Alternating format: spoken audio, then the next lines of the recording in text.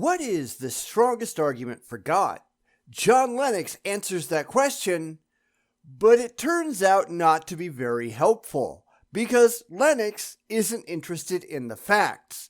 He's only concerned with conning people into believing as he does. And whether you like that or not, that's just dumb. So let's go watch rationality tumble down around his ears. Because that sounds like fun, right?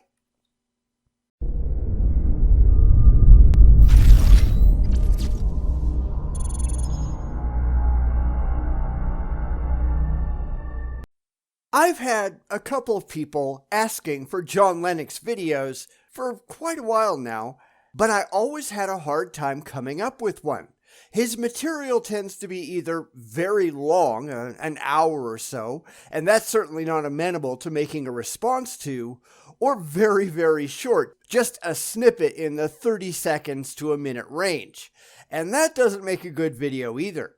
Therefore, when I found this one, I decided I had to go for it, and I'm glad I did because it shows just how empty religion is.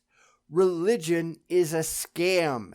It's just that not all believers are aware that they're scamming other people with their faith. That's pointedly pathetic when you think about it. But let's see what John Lennox has to say. And I'm sorry, but none of it is really impressive at all. Okay, well, let's look at what do you feel is the strongest argument supporting the existence of God? And the problem here is that there just aren't any. What we see are bald assertions. They are claims being made without any evidentiary support. They are just people expressing opinions for emotional reasons, which really don't get you anywhere. I think that's really what we need to learn from all of the aborted attempts by the religious. They are not actually demonstrating anything. They aren't proving anything. They're just playing make-believe and pretending that any of the words coming out of their mouths mean a damn thing. But they don't. They just don't. And of course, that's why all of the religious videos are being made for a religious audience. It's because the religious audience isn't likely to ask any difficult questions or expect more than empty assertions thrown out there for emotional reasons. They're not skeptics. They don't care. It's why you don't see any of these theists addressing skeptical conferences. They'd never survive. Well, strong for whom? That's an important question. If somebody's coming to me broken-hearted because they've just lost a relative through illness, there's no point in saying, my dear, just look at the fine-tuning of nature. Which is entirely irrelevant. We're not here to comfort people. We're here to get the best, most objectively supported answer to the question that we can. The truth is the truth, no matter who you're talking to. It might be really comforting to think that gravity is going to magically turn itself off because your parachute didn't open, but that's not going to happen. You're going to splat and almost certainly die, and your emotional comfort doesn't even enter into the equation. I don't care how many people are comforted by the idea of a God. That doesn't make any gods real. I care if there's actually a God, and that's why they don't talk to us. They know they'll never get anywhere with a skeptic. We'll just keep asking, where's your evidence? How do you know that? Where did you get that information? And how did you test it objectively to see if it's actually true? Because those are the questions that really matter to anyone who isn't just an overly emotional idiot. You know, the religious. I mean that seriously. I was asked by an atheist professor of philosophy at Oxford to address his students, who he told me were all atheists like him. And he said, we're going to grill you, but I hope you're going to use your strongest argument. Why would the religious ever use anything else? That's the part I don't get. Why is it that all of the arguments presented by apologists are so uniformly terrible? Because I've done this in debates before. I'll tell the theist to pick the best argument they can possibly come up with, and we'll go through it to see if it has any validity, and they can't do it. I don't care what convinces you. I care what will convince me, and they have none of that whatsoever. And that's not because I'm biased. It's because they're irrational. The problem isn't me, it's them. It's why religious arguments are uniformly so awful. It's a laundry list of ridiculous claims that they just want to throw at the wall just to see what sticks. But none of them actually do, because none of them have anything worthwhile to say. And that's a problem that they simply do not and cannot understand. Well, I said, if you know what my strongest argument is going to be, you'd better give it to me. Which is why you're such a ridiculous apologist. I have honestly never seen any apologist ever who has ever said anything that gave me pause, because they're not really concerned whether anything that they're saying is true or not. It just doesn't matter. They just want emotional comfort, not objective fact, whereas I only want objective fact, and I couldn't care less about comfort. The only way I will ever believe in a God again, any God, is if there's a mountain of objectively demonstrable evidence for it. It's the only reason I will ever believe anything. My positions are rational, yet the religious can't handle that. It's why, if you notice, a lot of them are simply declaring that atheists aren't any more rational than they are. Why? Because they can't imagine anyone isn't just like they are. Yes, I always challenge them to present one thing I accept that has no rational justification, and not one of them has ever managed to do that. It doesn't make them change their minds, because they don't care, because they're not using their minds in the first place. It's just very telling to see how dishonest the religious actually are. So he said, if I'm ever to become a Christian, the argument that would convince me most is fine-tuning. It's strong for some people. Other people don't care sixpence about it. Then it's not much of an argument, is it?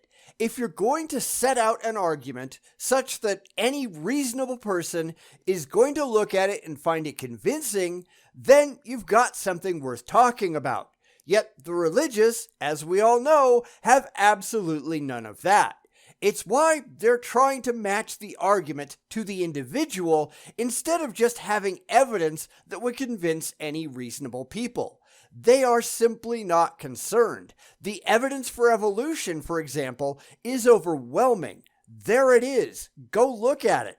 Whether you personally like the idea or not is irrelevant. It's objectively and evidentially hard to argue against. Yet the religious just don't have anything like that to put forward, do they? It's why all of their arguments look like marketing campaigns. It's not, here's the truth and here's how we know it. It's, hey, maybe I can talk you into this. And that's really sad. They're not interested in it. They don't understand its power and its force, which is great. People need all kinds of different arguments. Some need an intellectual argument because they're bothered. There's something they don't understand, and they need facts. Which you don't have. There is no intellectual argument for God. I haven't ever seen one that remotely qualifies. Now, I know the religious don't care about that, but I do. I need an intellectual argument, and they are completely lacking. I'm very specific when I explain what it is that I'm looking for. Anything that exists within or interacts with our universe, it must leave behind objectively verifiable evidence for its existence. If you can't present that, then we have nothing to talk about, because every single argument that doesn't include evidence, it's completely insufficient. You may not like that, and I don't care if you do, but there is one and only one standard that we need to look at, and the religious have completely failed to meet their burden of proof. But anyway, let's continue. For example, somebody's bothered about the existence of Jesus. That's very simply dealt with. All you have to do is read a bit of ancient history. Except that doesn't actually prove anything. That assumes that what it says in the Bible is true, something that you can't actually show is the case.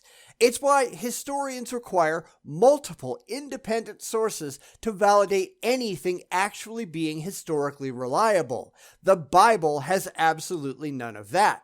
It's all anonymous sources that disagree, that most people agree came from one or two core sources, and that's not proof of anything at all. The religious like believing that the Bible is historical, but they can't actually provide any evidence for it. They can't hold it up to the standards that have been established. They just want to believe. And I don't care what you believe. I care what you can prove. I'm not going to give the Bible a pass because it makes you feel good. It has to match the same criteria as any other historical source, and it simply hasn't met its burden. There are no double standards here. Either shit or get off the pot. Other people are bothered because they are immersed in various aspects of the problem of evil and pain. You know, I will never get over the poor understanding that the religious have of the problem of evil. It doesn't actually say anything about the existence of a God, but to the validity of the arbitrarily assigned characteristics that believers randomly staple onto their deity. It just goes to prove that a deity with these characteristics is not compatible with the world as we see it. And of course, that makes them scamper around trying to change their characteristics, but that really just proves our point. You can't actually change the characteristics of a real thing. It has the characteristics that it has. It's just more proof that that thing that you believe in is just make-believe. But they don't get that, do they? And you don't deal with that by discussing Genesis 1. Now, I mean that quite seriously. One of the questions here, which I might as well deal with as we're going through, is what's the hardest argument you face? I'm sure it's none, because the religious just don't give a damn.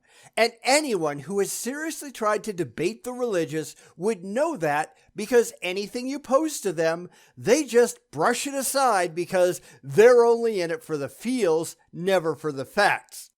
They don't have to concern themselves with the stupidity of their own beliefs. That doesn't matter. It makes them happy, so who cares if it's defensible? Well, I care. That's why the second I ask them to prove anything at all I see is smoke as they try to run away. It's all bald assertions and nothing else. It's just not how rational, intelligent, critically thinking people function. It's why they don't want to talk to us. Well, the answer to that's obvious. It's the problem of evil and pain. That is the hardest question any of us face. But you don't have a good answer, nor a worthwhile understanding of why you're being asked the question in the first place. I've been watching a lot of atheist call-in shows lately, and it's absurd just how dumb the religious actually are. They don't understand anything at all. Not really, not their beliefs, not how to think skeptically about anything that they hold dear, because none of that actually matters. They don't give a damn. They should, but they don't, and that's a problem. It's why it's so hard to take anything they say seriously. They are living in a magical happy land in their head without ever once having to deal with the real world with regard to their religious beliefs. Because they just don't care. Reality is scary, and there's something severely wrong with anyone who's hiding from reality. These people are fucking dumb. And we need to think about it, because if we've nothing to say about it, we're as bad as the atheists. They have, by definition, nothing to say. Which is why you're terrified to talk to us, right? You can't respond to us intelligently, which is why you snipe from the sidelines and pretend that you can do things that, demonstrably, you can't. We ask very simple questions, and if your beliefs hold any validity at all, you should be able to provide us with very simple answers. And the problem is, you've got nothing. You've just got feelings on overdrive and a distinct lack of maturity, and that's why you spend all of your time talking about us and never actually to us. Or if you talk with us, you perform very, very badly. Because our expectations and your expectations are very, very different. You don't care if the things in your head are true. We do. We want to know how you've objectively demonstrated that the things that you believe are actually correct, and you can't. You haven't even tried, because that's not why you believe them in the first place. And that's a problem for all of them, even John Lennox. Because atheism is a hopeless philosophy. By definition, there is no ultimate hope. So? Because here's the reality. There is no ultimate hope in yours either. Oh, you can lie to yourself and tell yourself that there is, but you sure the hell can't prove it. Faith is the lie that you tell yourself when you don't have a good reason, a good evidence-based reason to believe any of it is actually so. And for some reason, that makes them proud. It shouldn't, but it does, and I don't get that. Because these people aren't concerned about being factually correct. They get that dopamine shot in the brain, and they're happy. And I can't express just how stupid that is. And that's why the Bible talks about it. At the heart of our Christianity is not a set of physical laws, there's a cross. And that is answering a big question. No, it's really not. It's just making a bald assertion. That's all he's done here. That's all he ever does, which is why I think John Lennox is just as laughable a joke as all the rest. He's no different than any other apologist because that's all any of them can do. They have nothing intelligent to say, and that's why they just run off at the mouth, saying things that can't be proven, presenting claims that they can't justify, and being completely unconcerned if any of it is actually so. Because these people have problems. They really do. It's telling us at the very least that God didn't remain distant from the problem of suffering, but himself has become part of it. That's your claim. Now back it up. And I know that's really the response to anything these apologist idiots have to say, and it never gets you anywhere because these people are really just dumb. And I don't care how many people hate that I say that. It's true. I'm all about holding people accountable. My standard is rationality, and you're going to have to come up to my level if you want my respect. Now, you can think that's egotistical all you like. I don't care. Which is why the religious uniformly run away whenever a lot of the skeptical atheists come on the scene. They just can't handle it. John just yanks claims about his imaginary friend straight out of his ass because that's what he wishes were true. Sure, okay, prove it. I'll wait. Forever, apparently. That's a very different kind of answer than arguments from nature or the philosophy of science. So there are all kinds of things. It depends who's asking the question. And we need to be sensitive. You see, sometimes, very often I find, you don't answer the question, you answer the questioner. Which is a time-honored scam artist tactic. It's where you get mediums doing cold readings, yada yada yada. Because that's what this is really all about. It's about taking advantage of people's weaknesses to con them into joining your cult. If you had anything worthwhile to say, you just say it. You just present your evidence, and that would convince all comers. But they don't do that, do they? It's why religion looks for all the world just like a pyramid scheme. Because that's what it is. And it's about time we stop taking it seriously. You try to find out where they're coming from, where they're hurting, what the problem is. The problem is, you've got nothing. Because this is purely an intellectual exercise, and they don't want people who value intellect, do they? They want stupid, emotionally gullible, easily persuaded people. They want people who are easy to manipulate, because this is all a scam. It always is, and it always has been. And that's why they don't talk to us, because we won't fall for their ploys. If they had a credible belief system, they'd be able to take on all comers. And they can't because they don't. Because if you notice, they aren't trying to prove that their beliefs are true. They are trying to appeal to potential followers on an emotional level. They're trying to say, well, doesn't this make you feel good? Well, who cares? You can't prove it's true, and that's what is required.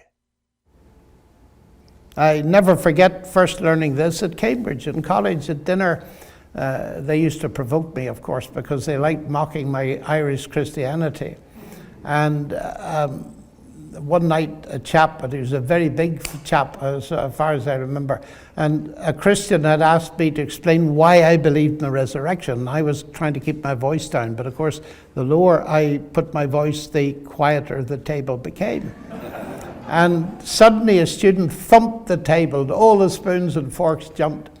And he said, that's the most preposterous nonsense I've ever heard.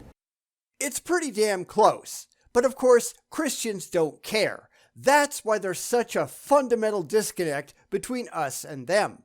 We care about the real world because the real world is the only thing we can actually demonstrate.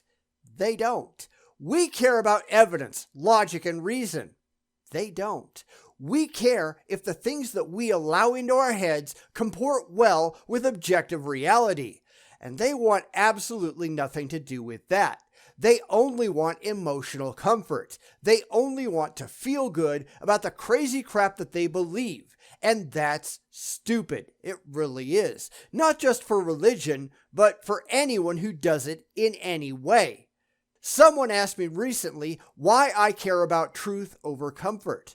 It's because if you lose truth, you lose everything. Believing a lie doesn't stop it from being a lie. It doesn't become true when you put your trust in it. And you will find a lot of people trying to justify accepting things that aren't so just because it makes them feel good to do so, and you just can't do that. It's not how reality operates. These people, whether you like the terminology or not, these people are dumb. They just are. How can you believe that rubbish? So I turned around and said, well, I said, you feel really strongly about this. He said, I do. I said, tell me, what did you make of Paul's evidence when you read it? He said, what? I said, well, I presume you feel strongly because you've got an evidence base. Well, did Paul talk about it? I said, come round for coffee. So half an hour later, he said to me, do you know, my parents shoved this stuff down my throat, and I don't want it. And I said, that's the first honest thing you've said to me tonight. Half an hour later, became a Christian. Yeah, I don't buy it. The religious always have a lot of convenient stories with no details, so nobody can ever go and check it out. He can't provide names or descriptions or dates and times because this is just bullshit designed to convince a willing audience. It's really absurd, and we see people like Frank Turek and Andy Bannister doing the same thing all the time. That's not to say that there aren't ignorant atheists out there fighting against belief for emotional reasons. There are, and I criticize those people too. They're doing it all wrong. Because the second you introduce emotion into an argument that is, at its core, intellectual, you've got issues. I have studied the Bible. I know it's nonsense. I know the Bible better than most theists do. But assuming that this exchange ever took place at all, which I kind of doubt, but for the sake of argument, let's say that it did, if I had been the one on the other side of that discussion, how much do you want to think that story would have ever been shared again? Not a chance, because it wouldn't promote the point that he's trying to make to his audience. Because honesty, it isn't a thing for the religious. And he has served the Lord for the last 50 years. You see, I got to the real issue. His anger was an outburst against his parents. It had nothing to do with intellectual arguments. So I'm trying to help you see that this question has no single argument. I think you meant answer, but yeah, whatever. The problem is, it should. Because it shouldn't matter who you are responding to. You should always bring your A game to the table with all of the best evidence that you can muster, and that ought to be that. And the problem with religion, and this goes for all religions, not just Christianity, but they've got nothing of substance to present. It's why you have to make it emotional, because they can't make it anything else. It's why when we ask for objectively demonstrable evidence, all we get are crickets. They've got nothing on their side. They just run for the hills. Or they try to introduce irrelevant claims to the mix. Bald assertions backed up by nothing but wishful thinking, emotional testimony with no corroboratory evidence, blind faith, because that's really all they've got. And if any of the things that they believe was real, they certainly ought to have a lot more. But as I keep saying, they just don't care, do they? Every single video that I look at proves this to be the case. It's all con men and irrational fools. That's all religion has. Either it's people with their hands out for money, or it's people who don't have the brain cells to rub together to know any better. They never have anything worthwhile to present. Not even John Lennox. And that's really pretty sad. Bum